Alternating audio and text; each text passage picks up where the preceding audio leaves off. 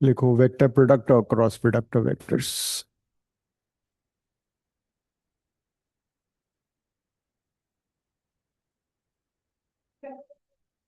Cross product.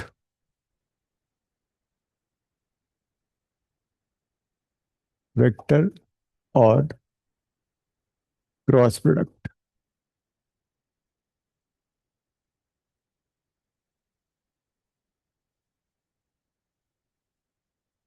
Ananya, you were not there in the maths class yesterday. What happened? Yes, sir. I was not feeling very well. Kal. अच्छा, देखो इसकी definition लिखो। when when two vectors are multiplied when two vectors are multiplied in such a way when two vectors are multiplied in such a way that their product their product is a vector quantity. Their product is a vector quantity. It is called vector product or cross product or cross product, as it is represented by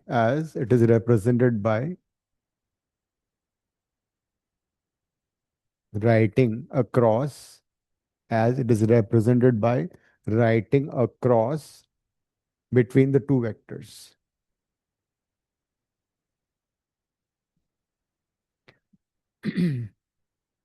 example हैं cross product के, जैसे कि torque हम पढ़ेंगे rotational में। Torque होता है moment of force which is R cross F, मतलब ये क्रॉस प्रोडक्ट है। ठीक है। तो फिजिक्स में कई सारे फिजिकल क्वांटिटीज हम वेक्टर या क्रॉस प्रोडक्ट से रिप्रेजेंट करते हैं। मान लो this is vector A and this another vector B. Angle between these vectors is theta. इसको मैंने 3D में बनाया है बिकॉज हमें डायरेक्शन में दिखानी पड़ेगी। So your two vectors, consider two vectors A and B as shown in the figure. So the cross product will be, or vector product would be A cross B, which is equal to magnitude of A, magnitude of B, sine of the angle between them into n cap. So A cross A dot B क्या था? A dot B था AB cos theta. Whereas A cross B is AB sin theta. आज Wednesday है ना? Your test is on. हाँ, फिर तो तुम्हारा ढंग से फ्राइडे तक हो ही जाएगा बढ़िया से सारा। कोई प्रॉब्लम ही नहीं है। आज मुझे लगा कि आज फ्राइडे हो जाएगा सारा। तुम्हारा भी कब है अनन्या, फिजिक्स का टेस्ट? The 27th. हाँ ठीक है, सारा हो जाएगा बढ़िया से पूरा। So that two vectors A B, the cross product would be A B sine theta N cap. What is N cap? N cap is a unit vector perpendicular to A and B both. तो जो N cap है ना, it is perpendicular to A also and it is perpendicular to B also. Cross, हाँ, cross product हमेशा जिन vector का हम cross product निकालते हैं दोनों के परपेंडिकुलर होता है। मतलब ए क्रॉस बी की डायरेक्शन एन कैप है, ठीक है। तो एन क्रॉस बी ए के भी परपेंडिकुलर होगा और एन क्रॉस बी बी के भी परपेंडिकुलर होगा। That is, I write here, that is A cross B is perpendicular to A and B both. जब भी हम क्रॉस प्रोडक्ट निकालेंगे वेक्टर्स का, वो दोनों वेक्टर के परपेंडिकुलर होगा, ए के भी परपेंडिकुलर होगा और बी के भी परपेंडिकुलर होता है।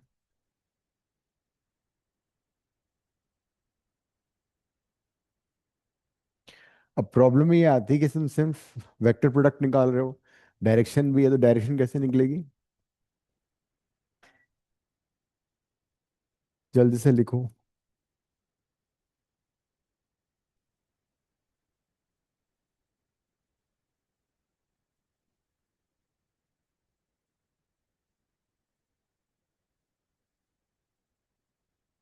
लिखो direction of cross product can be found direction of cross product can be found by using by using right hand screw rule. Direction of cross product can be found by using right hand screw rule. अब right hand screw rule क्या होता है पहले समझ लेते हैं। जिससे यहाँ पे मेरे को ए क्रॉस बी निकालना है, तो अगर राइट हैंड की फिंगर्स को हम फर्स्ट वेक्टर ए से बी की तरफ कर्ल करें, then thumb would give you direction of cross product. If you curl fingers to the right hand from first vector to the second vector, then the thumb would give you direction of cross product. तो उसको right hand screw rule भी बोलते हैं और उसको right hand thumb rule भी बोलते हैं। ठीक है, तो लिख लेना राइट हैंड स्क्रू रूल और right hand thumb rule. The direction of cross product can be found by using right hand thumb rule or screw rule. Now what is the rule? लिखो according to this rule, according to this rule, if the fingers of the right hand, if the fingers of the right hand are rotated, if the fingers of the right hand are rotated the first vector, from the first vector to the second vector, the fingers of the right hand are rotated from first vector to the second vector, then then thumb would give, then thumb would give the direction of cross product. Then thumb would give the direction of cross product. Gangesh लिख लिया? Yes, sir. If the fingers of the right hand are rotated from the first vector to the second vector, then direction of thumb would give the direction of cross product. तो ये है right hand screw rule. जैसे इस diagram में जरा देखो, अगर हमें ए क्रॉस बी का डायरेक्शन निकालना है, तो फर्स्ट वेक्टर कौन सा है? ए, और सेकेंड वेक्टर बी। तो ए, हाँ, तो ए से बी अगर अक्षिता देख लो, ए से बी अगर फिंगर्स को घुमाओगे, थंब किधर जाएगा? आउटवर्ड। अब इस डायग्राम में आउटवर्ड कैसे शो कर सकते हैं? बाहर तो शो नहीं कर सकता मैं, तो आउटवर्ड शो करने के लिए मेरे को I show it like this, this is the direction of A cross B और एन कैप। अगर मुझे बी क्रॉस ए निकालना है फिर क्या होगा?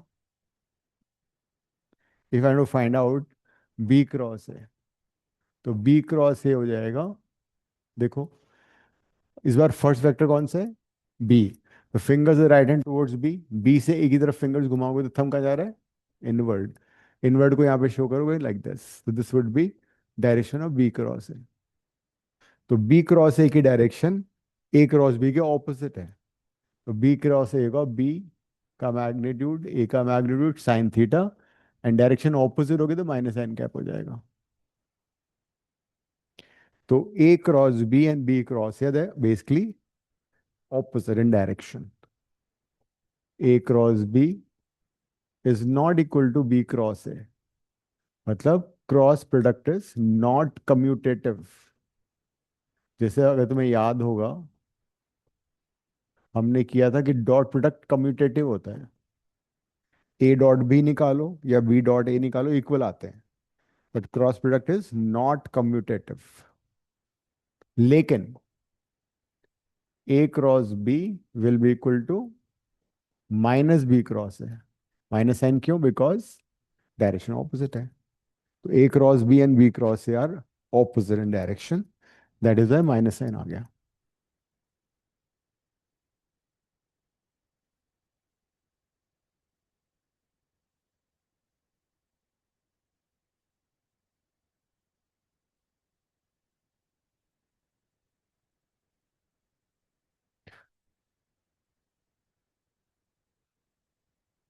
अगर हम ए क्रॉस बी या बी क्रॉस ए का सिर्फ मैग्नीट्यूड निकालें तो क्या होगा?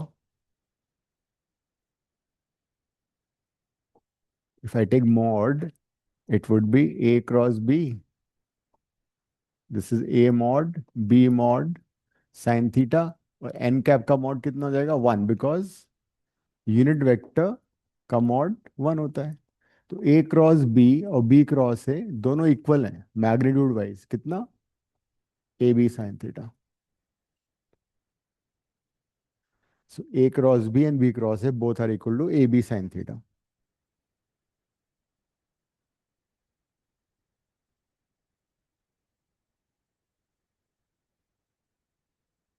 तो basically A cross B is equal to A B sine theta, कितना हुआ है, ए बी साइन थीटा है A क्रॉस B का मॉड इंटू एन कैप। मतलब अगर मैं A क्रॉस B का मॉड निकालता हूं तो उसका डायरेक्शन हट जाएगा ना। डायरेक्शन हटने का मतलब, हाँ, तो यूनिट वेक्टर का मॉडुलस 1 होता है। तो अगर मैंने दोनों साइड का मॉड ले लिया तो ए का मॉड वही रहेगा, वो बी वही रहेगा, sine theta by N cap का 1 हो जाएगा। बिकॉज जरूरी नहीं कि हर बार हम डायरेक्शन निकालें, हम कई बार सिर्फ मैग्नीट्यूड भी निकालते हैं क्रॉस प्रोडक्ट का, तो वो होगा सिर्फ ए बी साइन थीटा। लेकिन अगर डायरेक्शन भी दिखानी तो एन कैप भी लिखना पड़ेगा।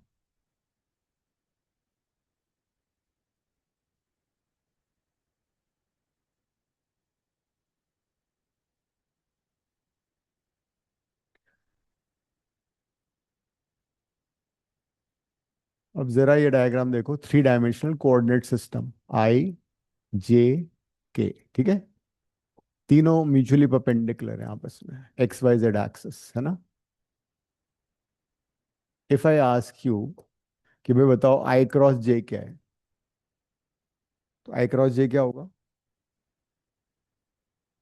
I can apply the formula, ये ए बी साइन थीटा। तो मतलब आई का मॉड जे का मॉड, दोनों के बीच का angle 90, and unit vector perpendicular to I and J, क्या होगा, राइट हैंड रूल काम आएगा, fingers with the right hand from I to J. तो थंब कहाँ जा रहे हैं, जेड डायरेक्शन में, मतलब के हो जाएगा ये। तो अब आई क्रॉस जे क्या आएगा, आई का मॉड 1, जे का मॉड भी 1, साइन 90 भी 1, K cap perpendicular, fingers with the right hand from the first vector to second vector, thumb कहाँ जा रहा है, Z is outside. 3 dimensional system है ना, जेड बेसिकली ये है, बाहर की तरफ। 3D को मैंने 2D में बनाया तो जेड ऐसे बना दिया मैंने, but Z is out. Z में के कैप होता है, जेड डायरेक्शन में के कैप होता है ना यूनिट वेक्टर। इनसाइड के नहीं हो सकता, right hand, we normally use right 3 dimensional right handed system. Right handed system का मतलब है अगर तुम राइट हैंड की फिंगर्स को एक्स से वाई घुमाओगे तो जेड थंब देगा, thumb would be in the direction of Z, it is called right handed system. तो हम 100% टाइम राइट हैंडेड सिस्टम ही यूज करते हैं। लेफ्ट हैंड सिस्टम में उल्टा हो जाएगा, लेफ्ट हैंड सिस्टम में क्या होगा, अगर हम लेफ्ट हैंड की फिंगर्स को एक्स से वाई ले जाएं तो thumb would be Z, but that is left-handed system. We normally use right-handed system. Inward minus Z होगा, इनवर्ड हो जाएगा उल्टा माइनस जेड। तो आई क्रॉस जे के हो गया, है ना। तो इसको करने का एक तरीका होता है, मैं तुम्हें वो सीधा वो डायग्राम बता देता हूँ कैसे याद करना है। अगर मुझे आई, ऐसे लिख लो, आई जे एन के, ठीक है, कैप भी है। अगर मुझे आई क्रॉस जे निकालना है तो ऑपोजिट वाला आ जाएगा के।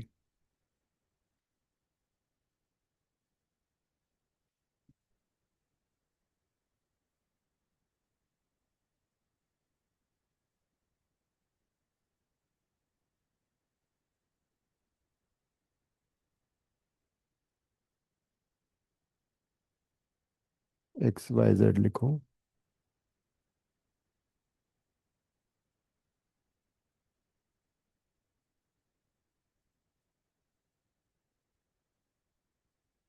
So we use right-handed system. तो अब ये बता, ये डायग्राम याद कर लो। आई जे के लिखो। आई क्रॉस जे हमेशा के होगा। जे क्रॉस के क्या होगा? ऑपोजिट वाला, मतलब आई कैप हो जाएगा। और के क्रॉस आई कितना होगा? जे हो जाएगा। Remember this. ये डायग्राम बना लो।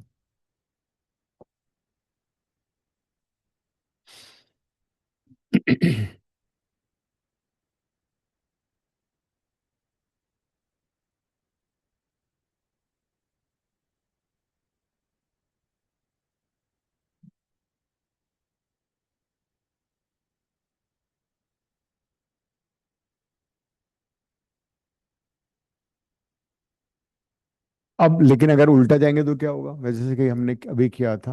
हाँ, if you go like this, I cross K कितना होगा? Minus J cap. K cross J कितना होगा? Minus I cap.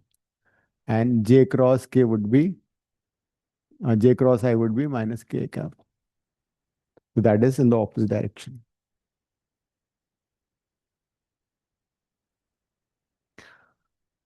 और अगर हमें दो वेक्टर्स इनके कंपोनेंट्स में दे रखे हैं, ये हमने पहले भी किया था।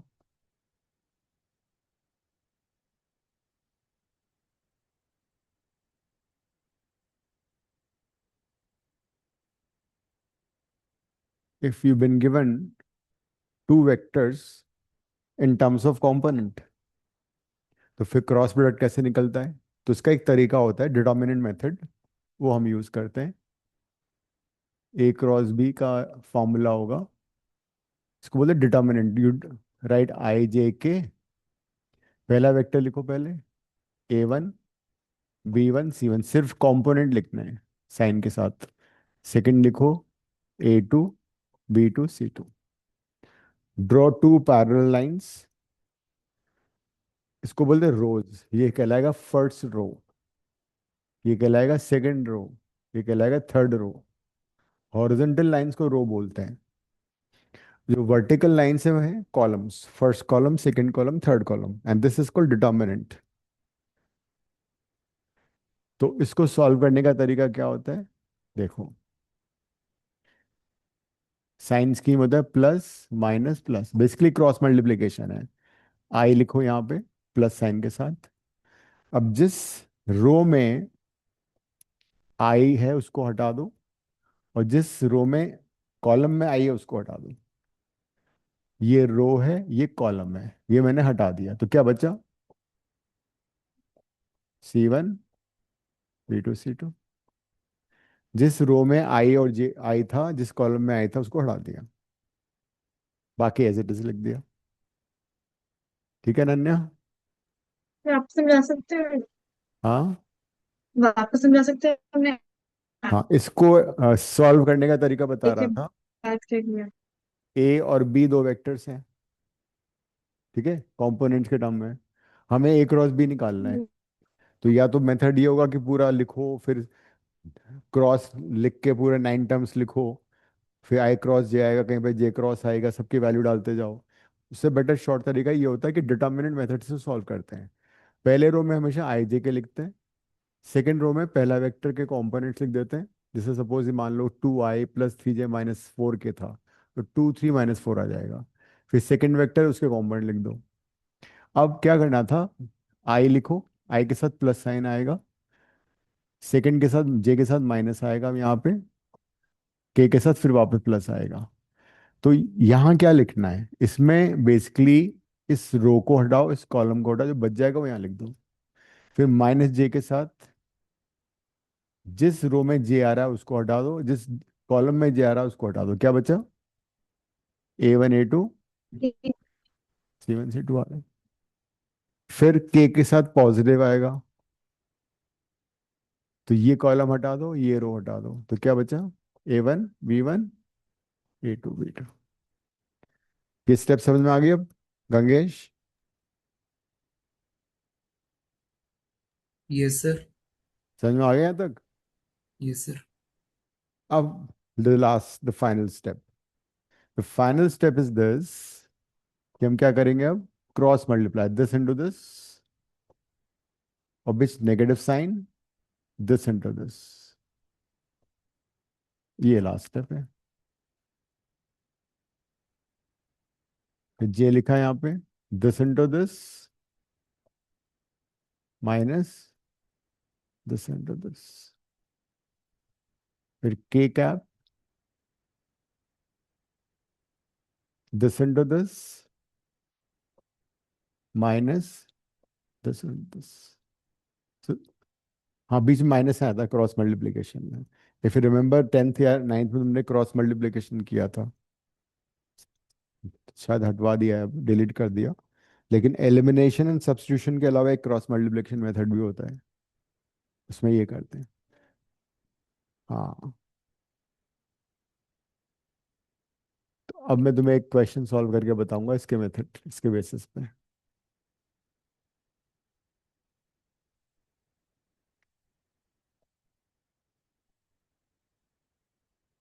मान लो ए वेक्टर मुझे दिया हुआ है 2i - 3j + 4k। Vector B दिया हुआ है 3i - 7j + 7j - 5k। And question is find A cross B cross A and N cap. ठीक है, ये हमें पूछा है इसने। तो I do A cross B for you. कैसे करना है? A cross B will be determinant I J K. अब जो पहला वेक्टर है ए, उसको लिखो। क्या है पहला वेक्टर? 2 - 3 4। सेकेंड वेक्टर क्या है? 3 - 7 - 5। फिर मैंने साइन स्कीम बताया था। साइन स्कीम होता है प्लस माइनस प्लस। तो जाएगा आई कैप। एक बार प्रैक्टिस हो जाएगी तो डायरेक्टली उससे सीधा ये भी लिख सकते हो। तो ये हटा दिया, ये हटा दिया, क्या बचा? -3 4 7 - 5। फिर माइनस जे, ये वाला हटा दो। 2 3 4 - 5। फिर जे कैप, सॉरी के कैप प्लस के साथ, ये वाला हटा दो। 2 - 3 3 7।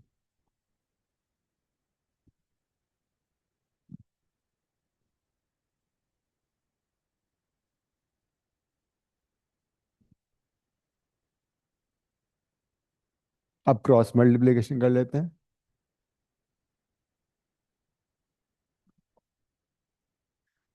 -3 × -5 कितना हुआ? 15। Negative sign. 4 × 7 28। This into this minus this into this. फिर this into this -10 minus sign -12। This into this minus sign, this into this -9।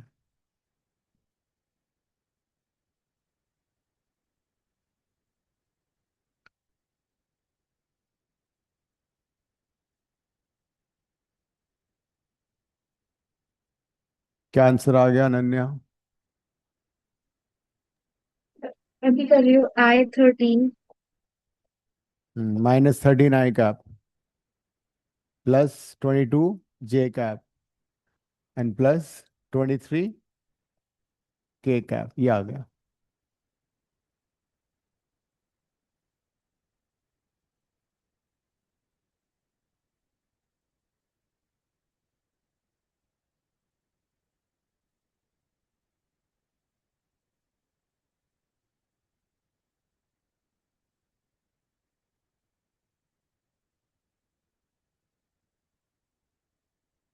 ये आ रहा है अक्षिता?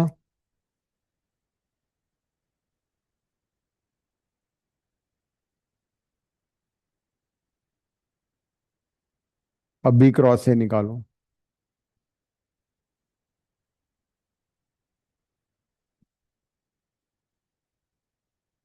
हम्म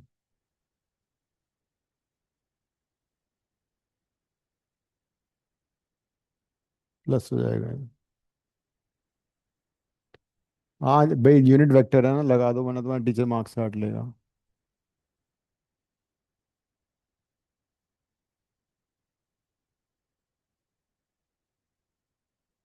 ठीक है। अब यू फाइंड बी क्रॉस है। बी क्रॉस में बी पहले आएगा।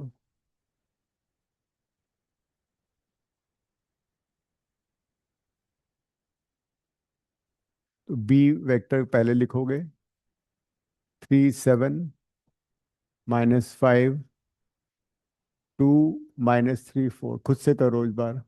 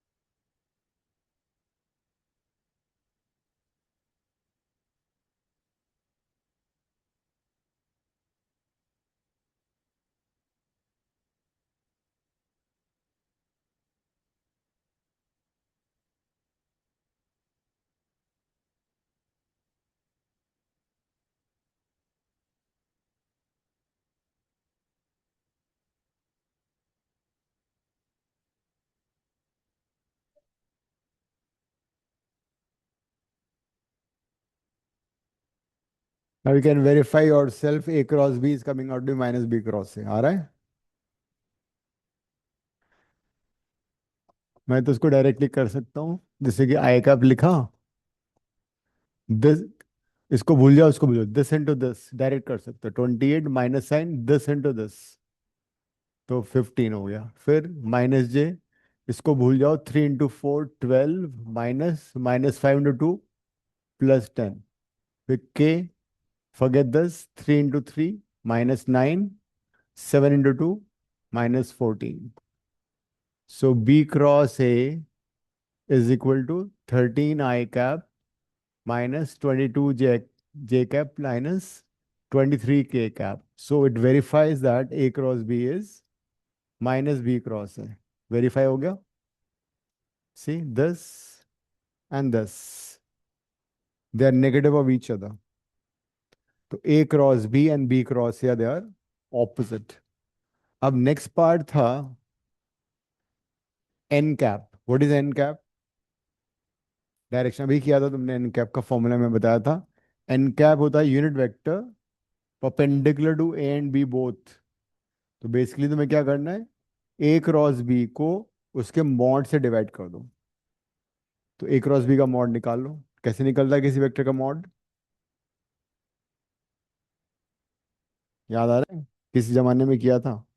खुलता नहीं ना फिजिक्स का रजिस्टर जब तक टेस्ट ना हो। इसका स्क्वायर, इसका स्क्वायर, इसका स्क्वायर रूट।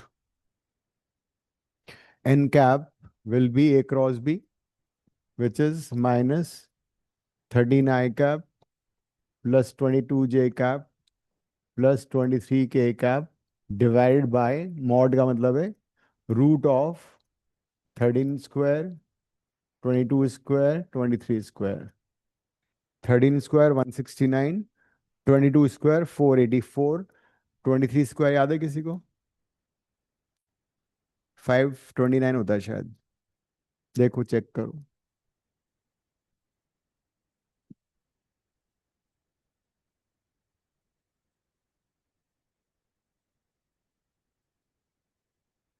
हम्म। 29। हाँ 529। तो ये आ जाएगा।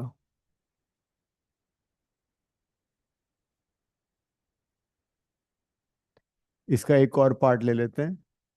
Also find A dot A cross B and B dot B cross A. करना जरा। डॉट प्रोडक्ट तुम्हें आता है कैसे निकाला लास्ट क्लास में? A dot A cross B, you have A with you have A cross B, दोनों का डॉट प्रोडक्ट निकालो।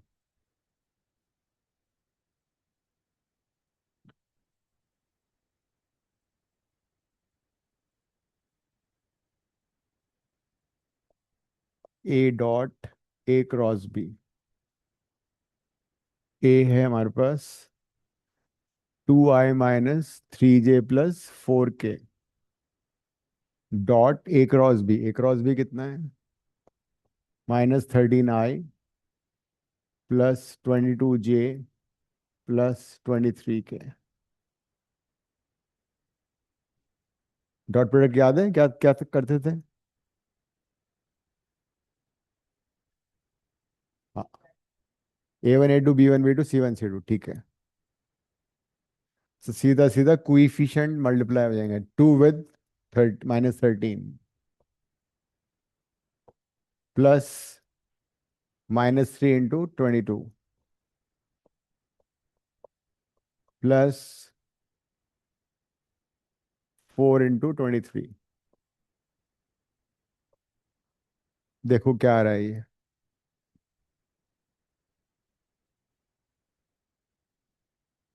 A1 A2 + B1 B2 + C1 C2। क्या था केमिस्ट्री में इस बार? Atom, first chapter. Mole molarity वगैरह वही सारा था। क्या स्ट्रक्चर एटम में फिर?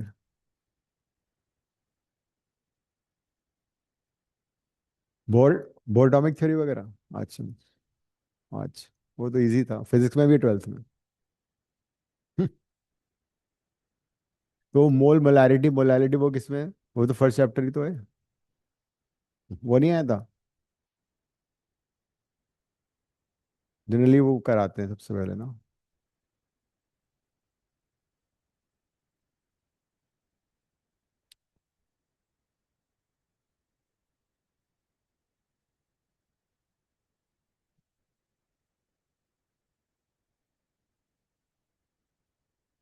क्या आ रहा है? -26 -66 +92, जीरो आ रहा है। What does it mean? इससे क्या प्रूव हो रहा है? इससे ये प्रूव हो रहा है that vector A and A cross B are perpendicular. जब भी दो वेक्टर का डॉट प्रोडक्ट जीरो होता है, that means they are perpendicular. तो it shows that A cross B is perpendicular to A. और तुम इनफैक्ट ये फाइंड करोगे ना, ये भी तुम्हारा जीरो है, करके देखो जल्दी से। बी डॉट, हाँ, बी डॉट बी क्रॉस से निकालो, इसका भी डॉट प्रोडक्ट जीरो आएगा। B dot B cross A would also be perpendicular, मतलब डॉट प्रोडक्ट जीरो आएगा।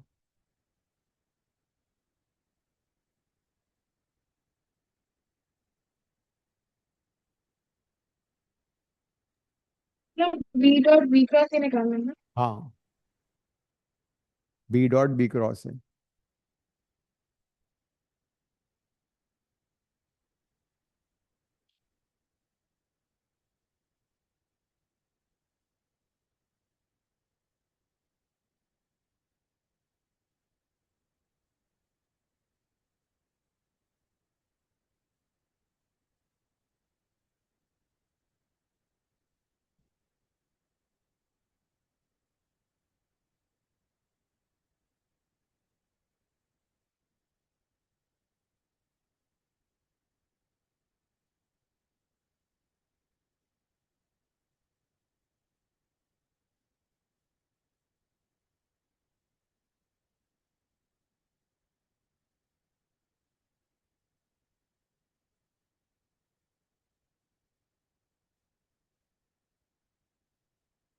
जीरो आ रहा है ना?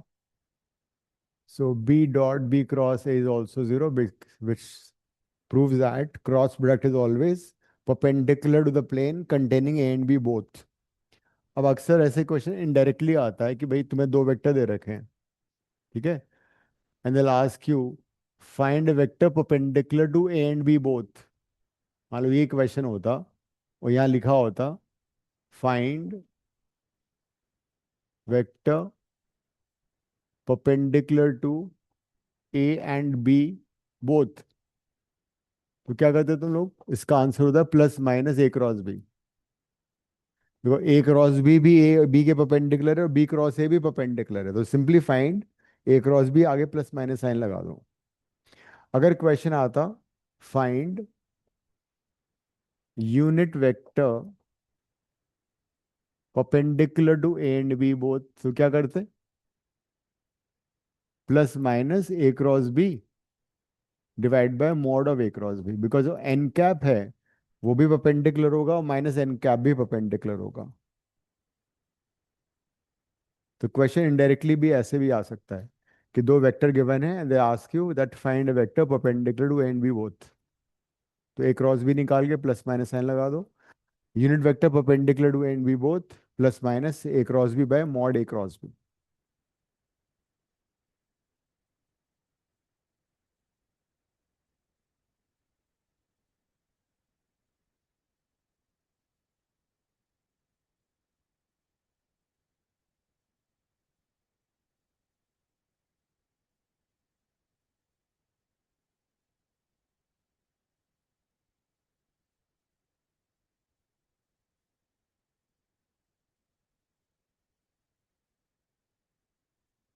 अब क्रॉस प्रोडक्ट का फिजिकल सिग्निफिकेंस क्या है वो देखते हैं कि क्रॉस प्रोडक्ट में क्या मिलता है। मान लो कोई ट्रायंगल है जिसकी एक लेंथ साइड ए है, दूसरी साइड बी है, उसके बीच का एंगल थीटा है। This a triangle and the side lengths are A and B and between them angle is theta. तो इस ट्रायंगल का एरिया कैसे निकालते हैं। ट्रायंगल का एरिया आएगा, अगर मैं किसी तरह से हाइट पता लग जाए तो we can find the area of triangle. तो एरिया ऑफ ट्रायंगल कैसे निकालोगे, half base into height. Height कैसे आएगा, मैंने बताया था किसी राइट ट्रायंगल में अगर तुम्हें हाइपोटेन्यूज मालूम है तो परपेंडिकुलर क्या होता है हमेशा, हाइपोटेन्यूज इनटू साइन थीटा। तो हाइट हो जाएगा बी साइन थीटा।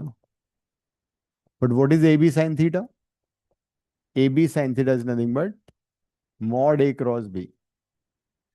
तो कहने का मतलब cross product of two vectors gives us area of triangle. और अगर मैं पैरेललोग्राम कंप्लीट कर दूं तो एरिया ऑफ पैरेललोग्राम हो जाएगा। तो कहने का मतलब ये हुआ कि cross product of two vectors gives us area, vector area of parallelogram.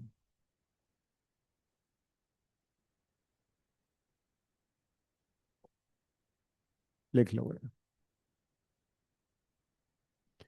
Cross product of vectors gives us vector area of a parallelogram.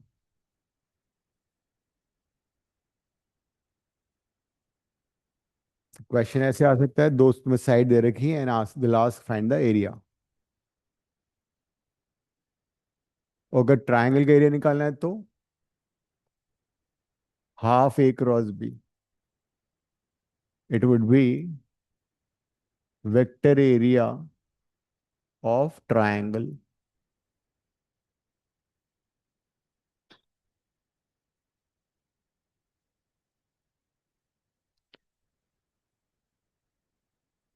लेकिन कई बार क्या होता है, you are given with the diagonal, दो डायगोनल दे रखे हैं तुम्हें।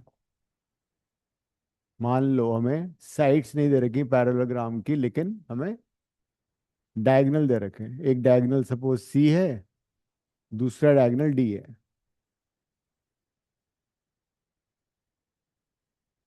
तो ऐसी सिचुएशन में एरिया कैसे निकलेगा, हमें तो सिर्फ ए और बी के टर्म में आंसर मालूम है। तो हम क्या करेंगे, इस वेक्टर को ए ले लो, इस वेक्टर को बी ले लो, ठीक है। अब मुझे बताओ ए डी बी में कोई रिलेशन है ट्रायंगल लॉ से, क्या है बताना। ए बी डी में ट्रायंगल लगाओ, मैंने बताया था ना, दो vector same sense of rotation में, द रिजल्टेंट ऑपोजिट सेंस में होता है। A vector, D vector, B vector में क्या रिलेशन है? कौन से दो vector same sense of rotation में? Two vectors in the same sense of rotation are A and D, और बी ऑपोजिट है, इसका मतलब B equal to A plus D. Equation one आ गई ना। अगर ये बी वेक्टर है तो ये भी बी होगा, है ना। अब ए बी और सी में रिलेशन बताओ क्या है? ए बी और सी, क्यों? दो vector same sense of rotation में कौन से हैं? दो वेक्टर ए और बी, सी ऑपोजिट है तो क्या होगा? C is equal to A plus B. दोनों को अगर ऐड कर दोगे तो कुछ आएगा? दोनों को अगर ऐड कर दोगे तो कुछ कट रहा है, बी से बी कट जाएगा ना। नहीं, ऐड करने पे कट जाएगा, इधर है, ये इधर है, ऐड करने तो C. C will be equal to 2A plus D. हाँ, दैट गिव्स यू ए आ जाएगा, यहाँ से ए आ जाएगा C vector minus D vector by two. देखो जरा, आ रहा है? तो हमने ए निकाल लिया सी और डी के टर्म में। अब सिमिलरली बी निकाल के बताओ क्या आ रहा है? Find B also in terms of C and D. इस बार माइनस कर दो तो ए कट जाएगा, बी आ जाएगा।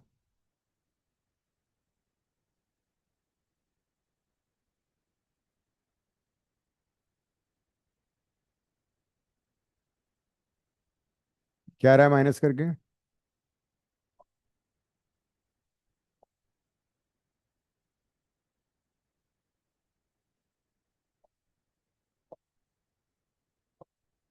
अगर मैं इसको माइनस करूं इन दोनों को तो ए कट जाएगा, B minus C would be D minus B, है ना। टू बी हो जाएगा C plus D. C plus तो बी आ गया C plus D by two. I know A, I know B.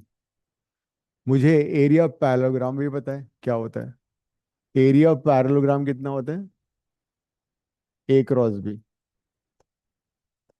तो एक काम करते हैं, ए और बी को रिप्लेस कर दो। ए की जगह क्या लिख सकते हो जो तुमने अभी अभी फाइंड किया है?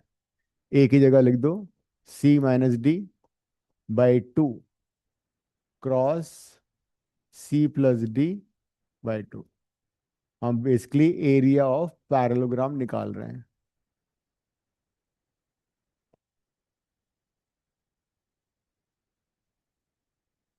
ये नॉर्मल इनटू नहीं है, ये क्रॉस है, ठीक है।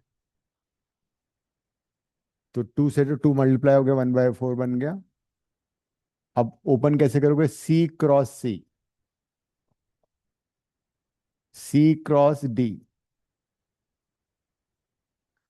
Minus D cross C and minus D cross D. इस तरह से ओपन करना है। अगर नॉर्मल अलजेब्रा होता, वेक्टर नहीं होता, तो ये होता सी स्क्वायर माइनस डी स्क्वायर हो जाता। हमने ए और बी को रिप्लेस कर दिया, फिर ब्रैकेट ओपन करा, C cross C cross D minus D cross C minus D cross D.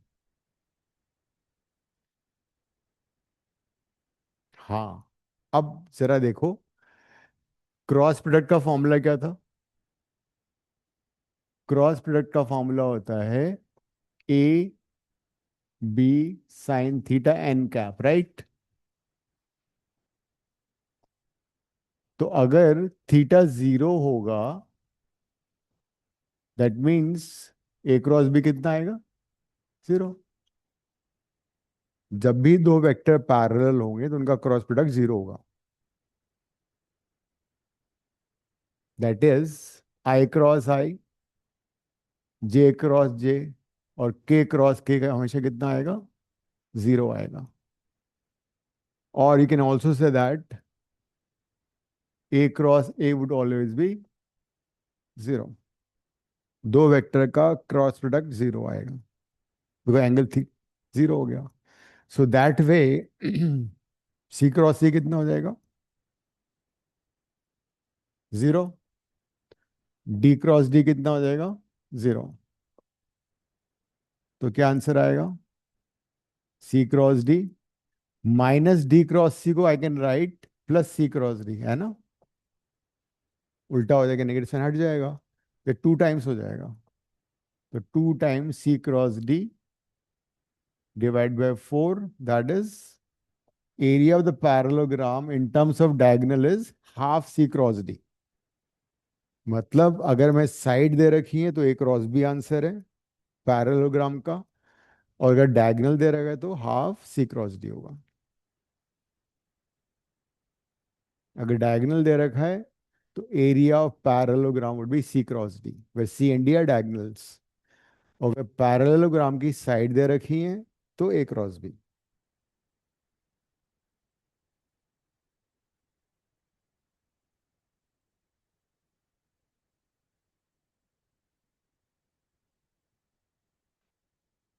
Minus नहीं होगा, सही कहा तुमने, क्योंकि उल्टा कर दिया ना, तो माइनस माइनस प्लस हो गया।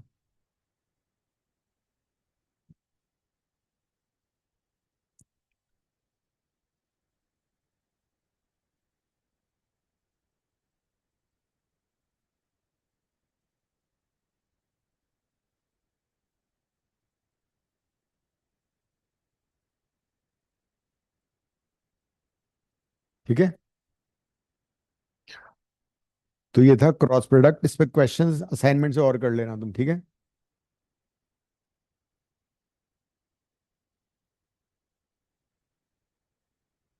इफ यू रिमेम्बर, हमने मोशन वन डायमेंशन में किया था। फर्स्ट इक्वेशन क्या थी? v is equal to U plus A T, है ना? Second equation S equal to U T plus half A T square. Third equation V square equal to U square plus two S. ये था motion one dimension. लेकिन मान लो कोई particle two direction में move कर रहा है, along X axis also and Y axis also, मतलब समथिंग लाइक दिस। ऐसा कोई मोशन उसका हो रहा है।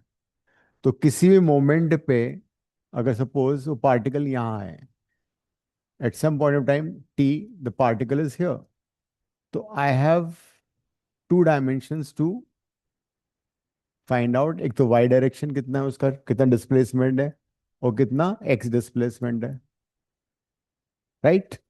सिमिलरली मान लो उसकी नेट वेलोसिटी यहाँ पे v है, तो उसकी वेलोसिटी के दो कंपोनेंट होंगे, एक हॉरिजॉन्टल कंपोनेंट vx, दूसरा वर्टिकल कंपोनेंट। तो हम क्या करते हैं, जब भी कोई पार्टिकल टू डायमेंशन मोशन में होता है तो उसकी मोशन को हम इंडिविजुअली कंसिडर कर लेते हैं, one along X direction, another Y direction, ठीक है? तो अगर मैं पार्टिकल का motion along X axis consider करूं तो क्या होगा?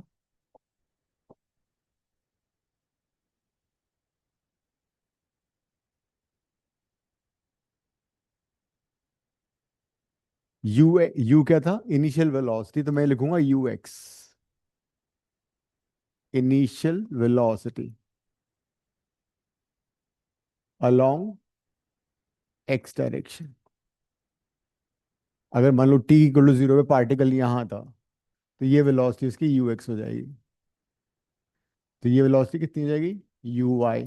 और ये वेलोसिटी हो जाएगी net velocity U, initial T is equal to zero पे। After some time T particle यहाँ पे आ गया, तो उसकी फाइनल वेलोसिटी वी एक्स हो गई, वी वाई हो गई। Similarly what is V X? V X would be final velocity after at time T. X क्या है उसका? Displacement at time T. A X क्या है? Acceleration along X direction. लिख लो एक बार, motion in two dimension.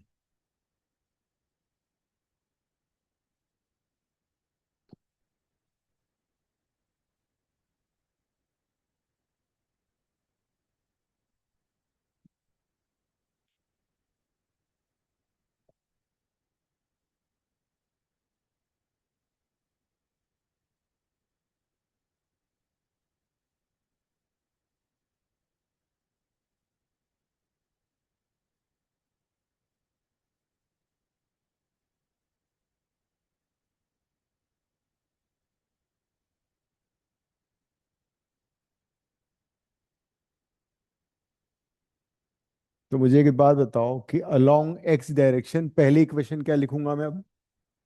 First equation motion क्या बन जाएगी? Yes, V X is equal to U X plus X into T. ठीक है। सेकेंड इक्वेशन क्या बनेगी? X is equal to U X T plus half X into T square. मतलब subscript आ गया, X basically represent X direction. Third equation क्या बन जाएगी? V X square is equal to U X square plus two A X into X. X displacement है, ये वाला x subscript है, ये वाला एक्स डिस्प्लेसमेंट है।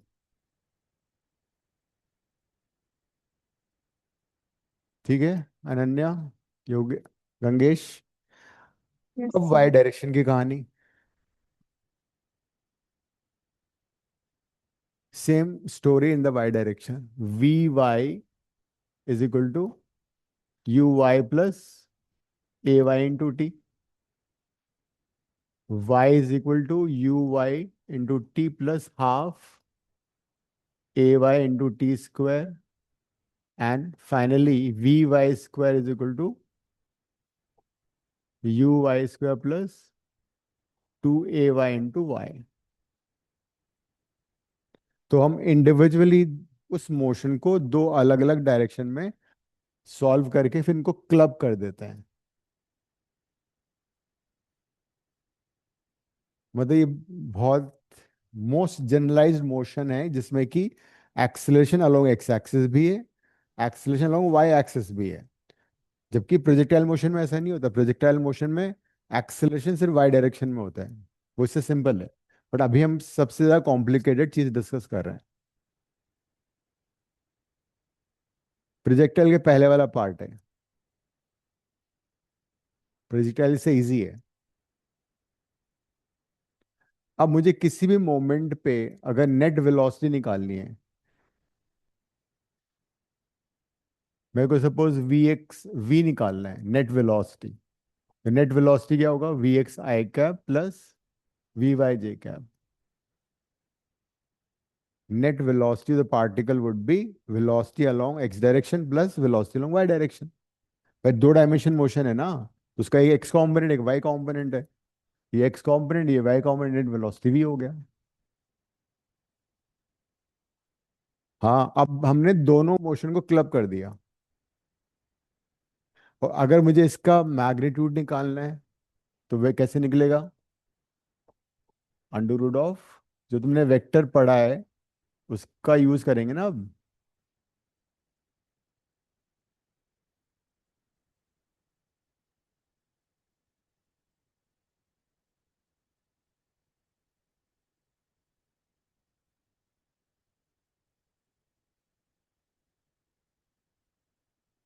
सिमिलरली अगर तुम्हें नेट, हाँ, ये भी है net velocity after time T.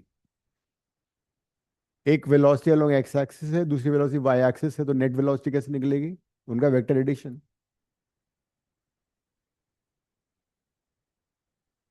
Hmm. We होगा net velocity of the particle after time T. Net velocity of the particle after time T.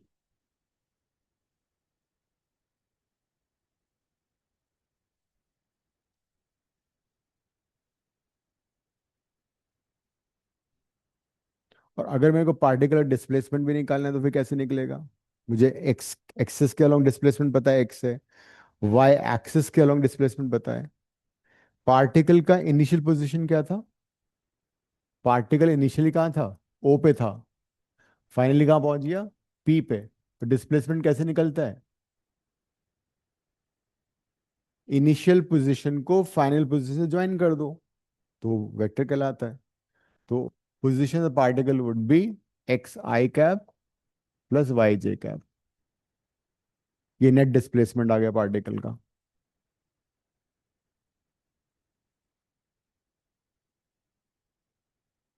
मतलब हॉरिजॉन्टल डायरेक्शन में वो एक्स जा रहा है, वाई डायरेक्शन में वाई जा रहा है, तो दोनों का डिस्प्लेसमेंट निकाल दिया। और इस डिस्प्लेसमेंट का मैग्नीट्यूड कितना होगा? You know that X square plus Y square the root. तो ये जो मोशन है, this is the most generalized motion, जिसमें you have acceleration along X axis, you have acceleration along Y axis also. But कई बार क्या होगा कि you will come across motions where acceleration only will be in the one direction, दूसरी direction में uniform motion होगा। जैसे कि प्रोजेक्टाइल मोशन में क्या होता है, एक्सेलरेशन सिर्फ वाई डायरेक्शन में होता है, हॉरिजॉन्टल डायरेक्शन में यूनिफॉर्म मोशन होता है। अब एक क्वेश्चन करते हैं, सब कुछ समझ में आ जाएगा तुम्हें। देखो,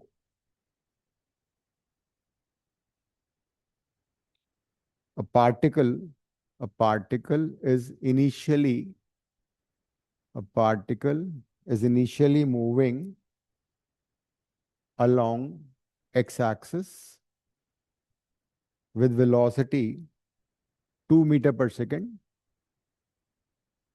and acceleration with velocity 2 meter per second। एक बार वापस से रिपीट कर सकते हो स्टार्टिंग से? हाँ। ऐसे रिपीट कर दो एक A bar. particle is moving initially along x direction।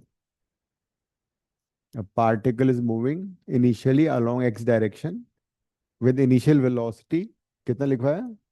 2 metre per second and acceleration 3 metre per second square. यहां तक लिख लिया सब लोगों ने? It also experiences it also experiences acceleration 4 metre per second square in the Y direction. It also experiences acceleration 4 metre per second square in the Y direction. Find it's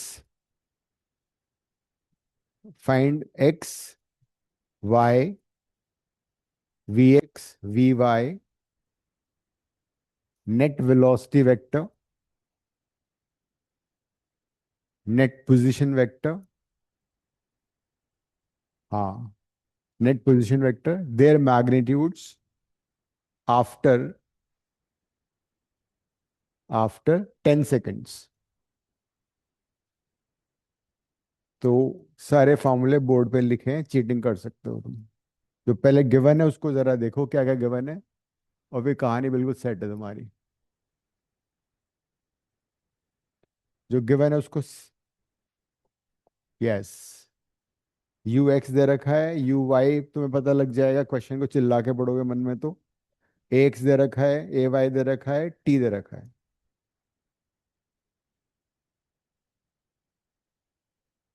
सब कुछ question में दे रखा है।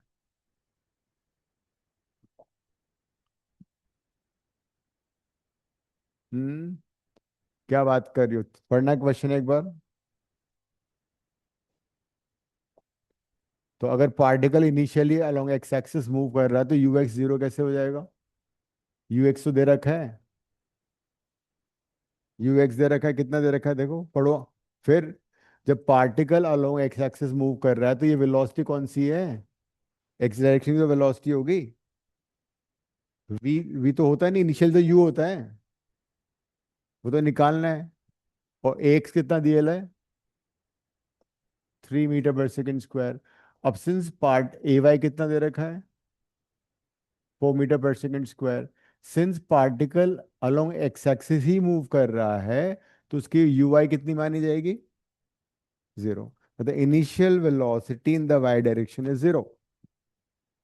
ठीक है, इसको इस तरह ही फ्रेम कर सकते हैं, the initial velocity the particle is zero, sorry, 2i plus 0j। इसको ऐसे भी दे सकते हैं वो। इसका मतलब क्या हुआ, ux 2 है और uy 0 है ना। अगर मैं यहाँ लिखता है यहाँ पे initial velocity uxi plus uy j, acceleration को ऐसे भी दे सकते हैं वो axi प्लस ay j लिख लो। मैंने तुम्हें अलग अलग दे दिया। They they can give you that it experiences acceleration 3i plus 4j। तो इससे तुम समझ जाओ क्या है, आई के साथ जो भी है वो सारा यू एक्स और ए एक्स है, वाई जे के साथ जो है वो सारा U Y and A Y है। एंड टाइम कितना दिया हुआ है, तो सारी कहानी 10 सेकंड के बाद तुम्हें बतानी है। सिंपल सा है। पहले वी निकाल लो, हाँ वी एक्स निकालो, एक्स निकाल लो, हाँ फिर वी वाई निकालो, फिर वाई निकाल लो। दोनों मोशन को इंडिविजुअली कंसिडर करो। जो मैंने पूरा लिखवाया है उसकी जगह they might give you like this also. तो तुम्हें खुद डिसाइड करना होगा क्या यू एक्स है क्या यू वाई है, क्या ए एक्स है क्या ए वाई है। तो क्वेश्चन वैसे भी हो सकता है, साइड में लिख लो वाला वेक्टर वाला भी ना। सेम क्वेश्चन में यू हो सकता है 2i प्लस, इसका मतलब ux 2 है, y 0 है, ax 3 है, ay 4 है।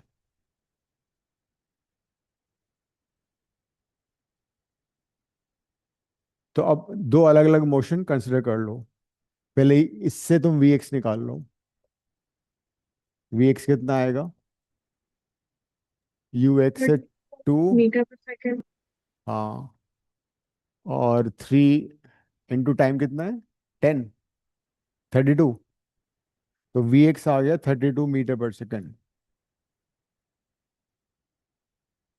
फिर x निकाल लो इस वाली को यूज करके, सेकेंड इक्वेशन को यूज करके, ut मतलब 2 इंटू 10 प्लस हाफ ए कितना, 3 into t square, 10 square.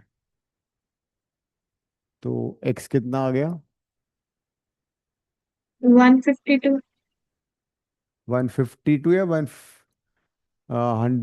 150 plus 20, 170 नहीं आ रहा है। टाइम से तो मल्टीप्लाई करोगी, x को UT plus half A T square होता है। तो x आ गया 170 मीटर, x आ गया, वी एक्स आ गया, ठीक है। Similarly you find now Y direction, you find this, ये कर लो। वी वाई निकालो। वी वाई में यू वाई तो 0 है, ए वाई कितना है, 4 टाइम है 10, 40 आ गया मीटर पर सेकेंड। वाई निकालो, ये 0 हो गया, हाफ ए आ गया 40 आ गया 10, कितना आ रहा है, 200 लड़के हैं। अरे वाई तो डिस्टेंस होता है, 200 मीटर आ गया। तो अब हमें वी वाई पता लग गया, वाई भी पता लग गया। So next part is this, V निकाल लो अब। वी क्या होता है, V is V X I, V कितना था, 32, 32i प्लस, मैग्नीट्यूड भी निकालेंगे ना अभी, ये रहा, ये मैग्नीट्यूड निकाल ही चुके हैं वो तो वी एक्स वी वाई का मैग्नीट्यूड है ना, वी का मैग्नीट्यूड नहीं है ये। You can't add them just like that because they vectors. हाँ यहाँ से मैग्नीट्यूड आएगा, पहले वेक्टर फॉर्म में कर दिया, नहीं, हाँ निकाल लो। लेकिन हमें दोनों निकालना था, वेलोसिटी वेक्टर भी निकालना था, मैग्नीट्यूड भी निकालना था। So this is 32 square plus 40 square कर दोगे।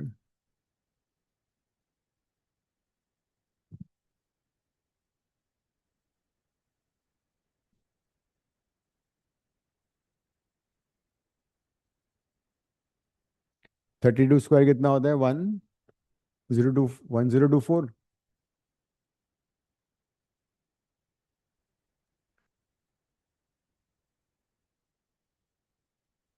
2 raised to power 10, 1024 होता है।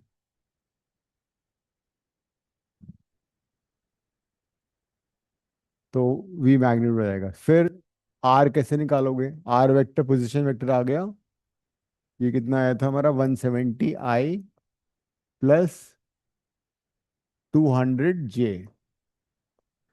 तो इसका पोजीशन का डिस्प्लेसमेंट भी आ सकता है हमारे इससे, 170 का स्क्वायर प्लस 200 का स्क्वायर। देख लेना तुम्हारा टीचर किस टाइप का है, आधा मार्क कट जाएगा, अदरवाइज रूट निकालना पड़ेगा। तो ये पूरा तुम्हारा मोशन कंप्लीट हो गया। एक छोटी सी और है, इसमें क्या होता है, some time they might ask you the direction also, what will be the direction of net velocity. तो नेट वेलोसिटी की डायरेक्शन के लिए हम क्या करेंगे, ये एंगल निकाल लेंगे थीटा।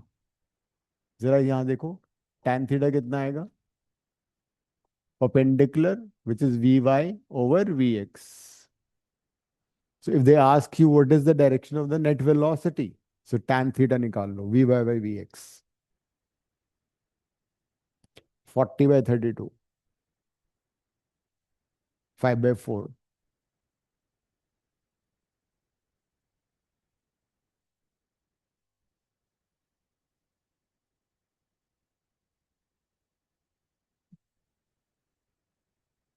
इसको दोबारा देख लो, इसमें कोई डाउट है तो पूछो।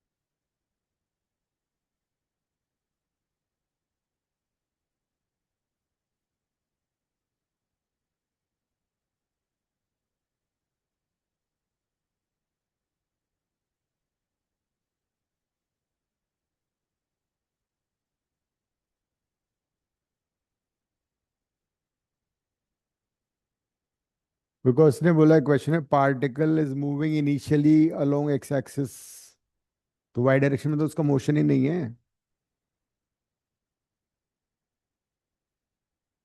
हाँ, क्यों? एक्सेलरेशन तो हो सकता है, पार्टिकल ऐसे जा रहा है, सडनली तुमने इधर फोर्स लगा दिया ऊपर की तरफ, तो एक्सेलरेशन प्रोड्यूस हो जाएगा उसमें। हाँ, नहीं जनरली हम, हाँ जनरली हम एंगल एक्स एक्सिस से निकाल लेते हैं। अच्छा, यू का डायरेक्शन पूछा है तो ठीक है, वो ये निकल आएगा।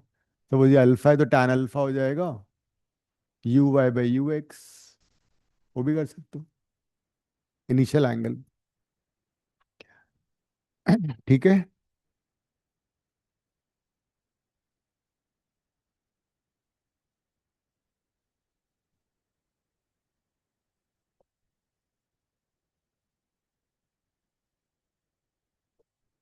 प्रोजेक्टाइल मोशन,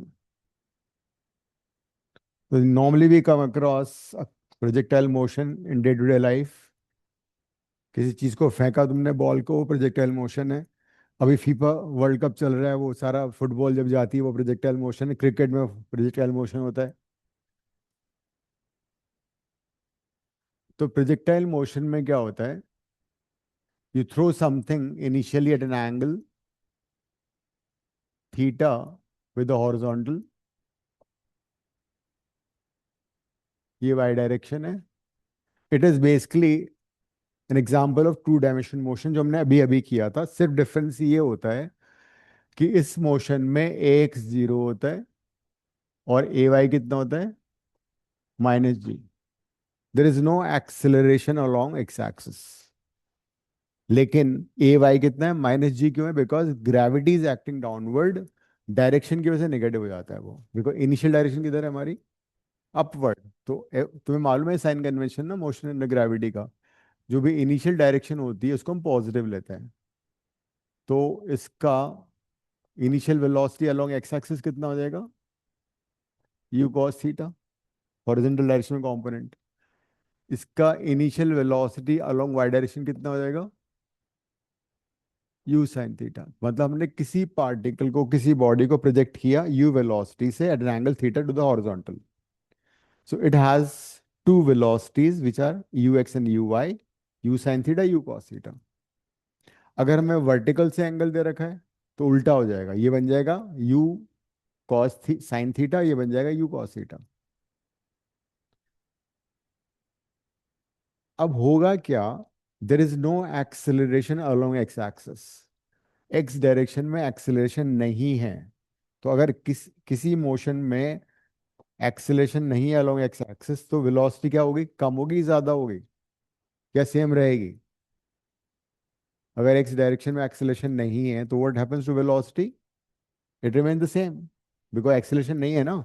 तो हॉरिजॉन्टल डायरेक्शन में velocity will remain the same everywhere.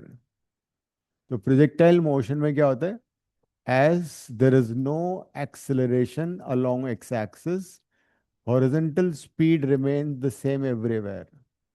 इस पे कंसेप्चुअल भी आ सकता है कि what is the velocity the maximum height, U cos theta. देखो वर्टिकल तो जीरो हो जाएगी मैक्सिमम हाइट पे, मैक्सिमम हाइट पे वर्टिकल तो जीरो हो गई, बट हॉरिजॉन्टल रहेगी,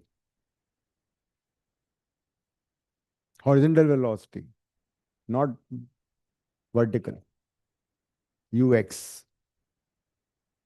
एक्स तो जीरो है बेचारा, there is no acceleration. What about Y direction, Y direction में थोड़ा लोचा है। क्या है, वाई डायरेक्शन में दो चीजें हैं। जब तक पार्टिकल मैक्सिमम हाइट पर नहीं जाएगा, से maximum height is capital H, तब तक उस पे ग्रेविटी डाउनवर्ड एक्ट कर रहा है। तब ग्रेविटी डाउनवर्ड एक्ट कर रहा है, इसका मतलब वेलोसिटी कम होती जाएगी, velocity will keep on decreasing. तो वाइल असेंडिंग वेलोसिटी डिक्रीज करेगी। सपोज यहाँ पे वेलोसिटी इतनी थी, वो डिक्रीज हो गई, थोड़ी कम हो गई, फिर और डिक्रीज हो गई, फिर और डिक्रीज हो गई। यहाँ पे आके क्या होगा, वी वाई हो जाएगा शून्य। मैक्सिमम हाइट पे वर्टिकल वेलोसिटी जीरो हो जाएगी। मोशन ग्रेविटी हो गया ना, वाई डायरेक्शन का मतलब मोशन ग्रेविटी प्योरली। ठीक है नन्या, तुम्हारी कोई क्लास तो नहीं होती ना अभी 7 बजे के बाद, कौन सी क्लास, नहीं। कब। चलो 2 मिनट तो दे दो मेरे को। अब क्या होगा, जैसे वो मैक्सिमम हाइट पे आएगा, ग्रेविटी डाउनवर्ड एक्ट कर रही है, velocity will keep on increasing. अब वेलोसिटी बढ़ना शुरू हो गई, तो वर्टिकल वेलोसिटी बढ़ेगी। जब वो ग्राउंड पे आ जाएगा, about to lift fall on the ground होगा, it will have the same speed as you throw. हमने यू साइन थीटा से थ्रो किया था, सेम वेलोसिटी हो जाएगी, माइनस यू हो जाएगा लेकिन डायरेक्शन की वजह से। Because you know motion gravity में जिस वेलोसिटी से हम फेंकते हैं उसी वेलोसिटी वापस आता है, उसी स्पीड से आता है। नेगेटिव साइन क्यों हो गया, डायरेक्शन। हमने इसको यू साइन थीटा से फेंका था वर्टिकली, वो यू साइन थीटा से वापस आ रहा है। तो वेलोसिटी इंक्रीज हुई, ग्रेविटी पॉजिटिव हो गई, ग्रेविटी डाउनवर्ड हो गया ना, मोशन तो डाउनवर्ड। वेलोसिटी इंक्रीज हो गई। हाँ, तो जिस डायरेक्शन में वेलोसिटी है उसी डायरेक्शन में एक्सेलरेशन है अब, तो वेलोसिटी बढ़ती जाएगी। तो वाइल फॉलिंग वेलोसिटी बढ़ेगी, वाइल गोइंग अप डिक्रीज हो गई। ठीक है। तो दिस डिस्टेंस जहाँ पे वापस आके गिरता है उसको बोलते हैं हॉरिजॉन्टल रेंज। इसको रिप्रेजेंट करते हैं आर से। और जिस एंगल से तुमने फेंका था वापस वो सेम स्पीड से, यू से फेंका था ना, यू से वापस गिरेगा। थीटा से फेंका, थीटा से वापस गिरेगा वो। जिस एंगल पे थ्रो किया था उसी एंगल पे हिट करेगा वापस। पहले डिक्रीज हो गई, फिर इंक्रीज हो गई, जीरो हो जाएगी, फिर वापस इंक्रीज हो जाएगी। Horizontal remain the same because ये कंसेप्चुअल आ सकता है। तो इस कहानी को हम यही खत्म करेंगे। नेक्स्ट क्लास में आधे घंटे में इसके सारे डेरिवेशन हो जाएंगे। Then I solve some numerical plus वो कर लेंगे। मीनवाइल तुम पढ़ लेना वहां से एक्स्ट्रा भी, है ना। अनन्या का तो लेट है तो कोई दिक्कत नहीं है। इसका तो सारा ढंग से हो जाएगा। इस बार बहुत अच्छा करना है अनन्या, टॉप करना है क्लास में। यस। वेक्टर के क्वेश्चन कर लेना, क्रॉस प्रोडक्ट के असाइनमेंट से हर क्वेश्चन खत्म कर लेना। ठीक है, ending the class. Thank you